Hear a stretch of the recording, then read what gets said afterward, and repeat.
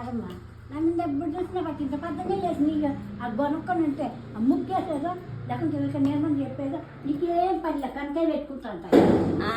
అలాగేనమ్మా అలాగే నేను చెప్తే వింటారా నా మాట అంతా నేనంతా నాకు చెప్పే బదులు నువ్వే చేయరాదా? నేను చేసే నీకు చెప్తాను.